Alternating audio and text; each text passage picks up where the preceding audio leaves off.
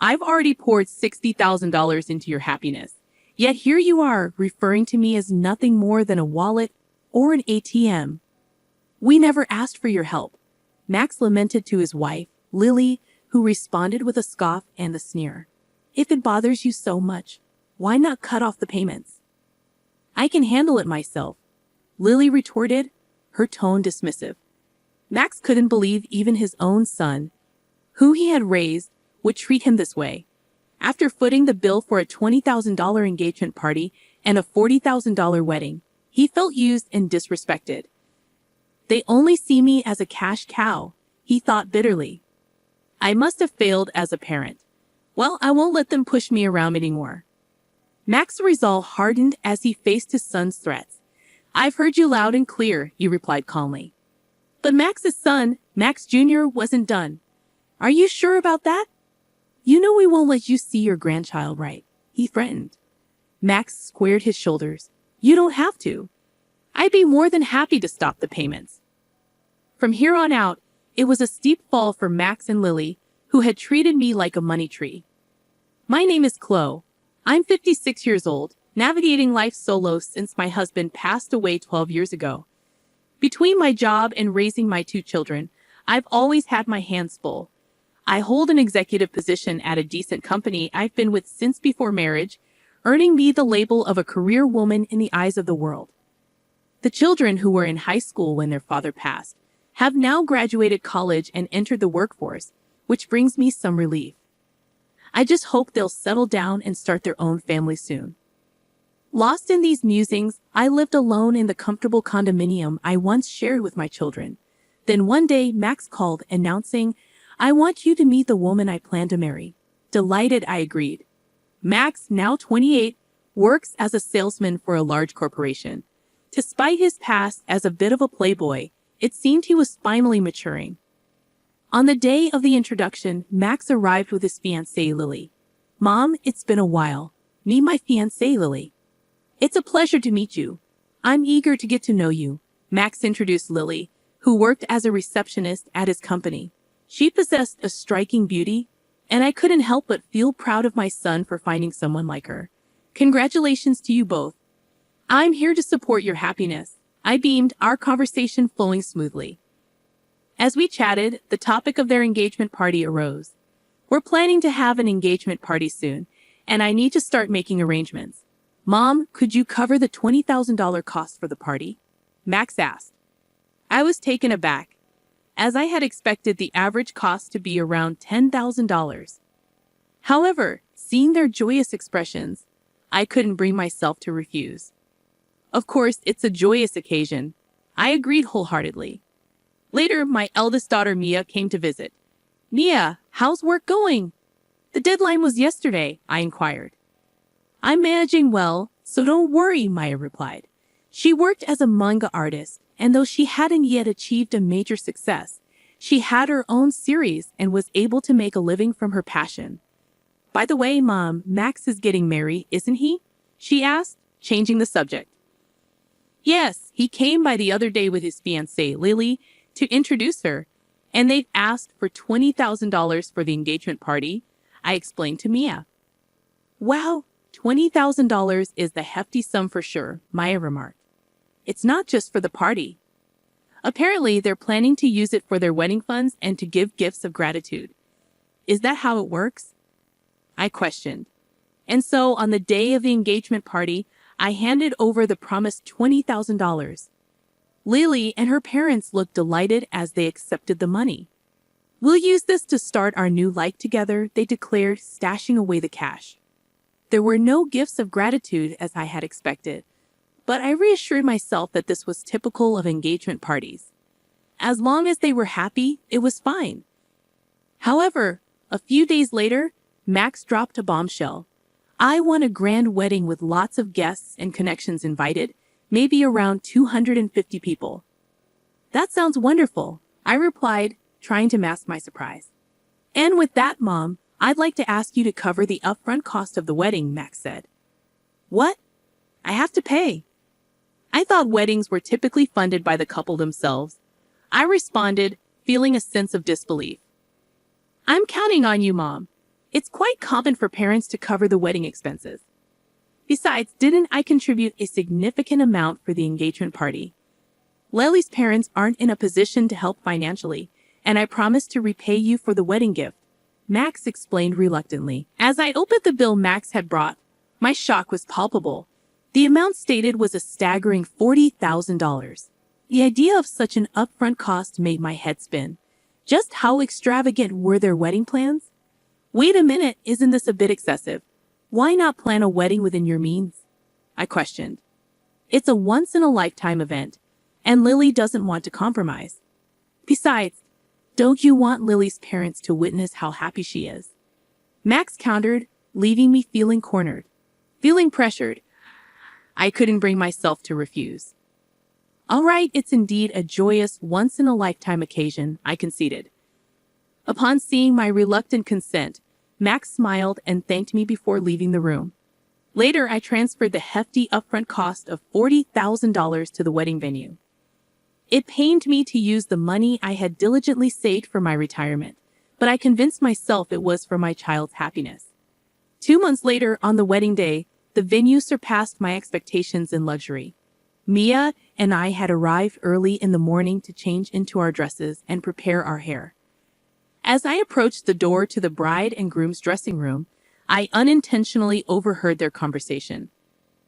I can't believe we're having such a lavish wedding, all thanks to Mom, Lily exclaimed.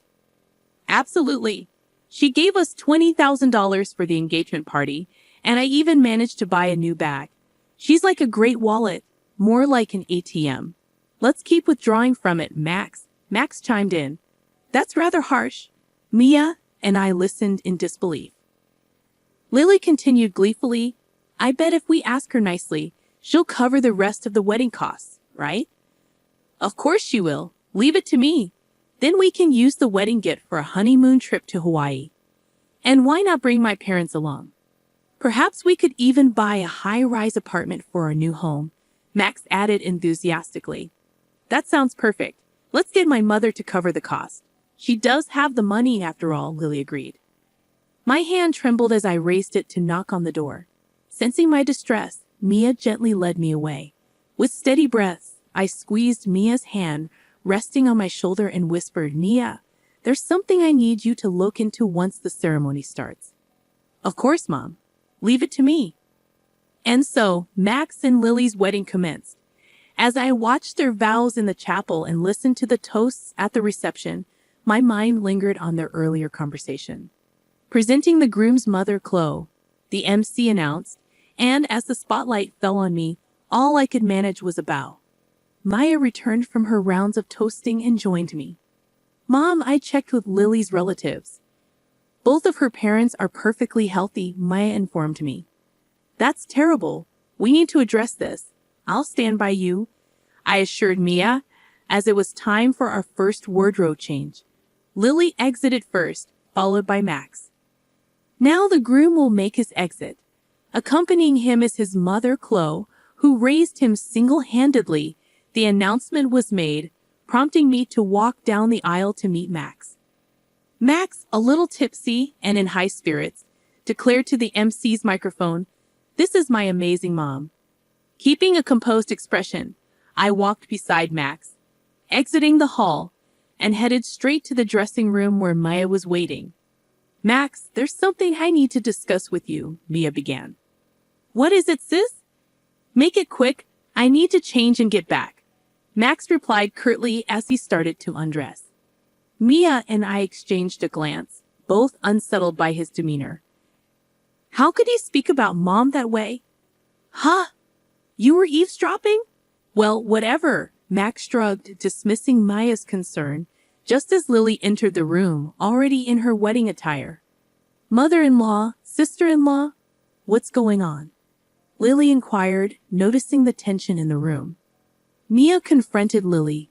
We've discovered that your parents are healthy and have stable jobs. Why are you making our mom foot the bill for everything? What's going on? Lily reacted dramatically, exclaiming, Oh, was this some sort of sister-in-law bullying? How terrifying. My patience wore thin at Lily's dismissive tone. I've already shelled out $60,000, hoping for your happiness, and yet you treat people like they're just wallets, ATMs. What kind of attitude is that? I snapped, frustration evident in my voice. Lily merely chuckled as if it were a joke. Acting all self-important over such a paltry sum. We don't owe you anything. Plus, it's customary for the groom's parents to cover the wedding costs, isn't it? Lily retorted. But you lied about your parents' health to splurge on a new bag. And yes, I overheard. It's a terrible habit to eavesdrop, Maya interjected. Mind your tongue, Mia, Lily snapped back, visibly irritated. She then turned her attention to Mia, saying, I won't take scolding from an older sister who's still single at 30, pursuing some eccentric career as a manga artist. Your nerdy tendencies are probably why you're still unmarried. Max chimed in, mocking Maya further. That's right, you're a lost cause when it comes to marriage, sis. Infuriated by their disrespect, I attempted to reprimand them, but Max laughed it off. If you're going to speak like that, why don't you try cutting off the payments? After all, I'm an elite, he jeered. I can handle it just fine. It would be a pity to lose the cash cow, Lily remarked, her tone dripping with sarcasm. I felt a pang of disappointment. I had contributed $20,000 for the engagement party and $40,000 for the wedding, and yet this was how they chose to treat me? No appreciation, only cruelty. Doubts crept in about where I might have gone wrong in raising my son. Enough was enough. I refused to be manipulated any longer. I've heard everything you've said. Are you sure about that? If you don't cooperate, you won't get to see your grandchild, Max threatened. But I stood my ground firmly. That's all right. There's no need to bring them around. I'll gladly cease the payments. Max and Lily stared at me, stunned into silence. I'm cutting ties here. I wish you both the best, I declared as I took Mia's hand, and we made our exit from the venue. The sounds of revelry from the reception echoed in the background as we left. A month later, while enjoying a quiet moment with Mia over tea at home, the intercom buzzed loudly. Oh, Mom, it's Max. What should we do? Mia asked. Let him in, dear, I replied calmly. Max, whom I hadn't seen in a month, appeared at the door looking weary and disheveled. Why the sudden visit, Max? I inquired, curious about his unexpected appearance. Mom, have you received the bill for the wedding venue? Why haven't you paid it yet? Max questioned. Oh, the remaining balance, right. It was $45,000. Yes, it arrived, but I don't feel obligated to pay it, I replied. Don't be like that. We didn't receive many wedding gifts in the end and couldn't cover the bill. Now we're in debt, Maya interjected with a laugh. From what I gathered at the wedding, it seems you two have gained quite a negative reputation. Max, you've been throwing your weight around at work, taking on careless tasks. And Lily, you've been belittling other women, flaunting your appearance to snag a husband. It's no wonder people were reluctant to give wedding gifts to people like you, I explained, addressing their behavior. Hey sis, stay out of this, Max snapped, visibly angered.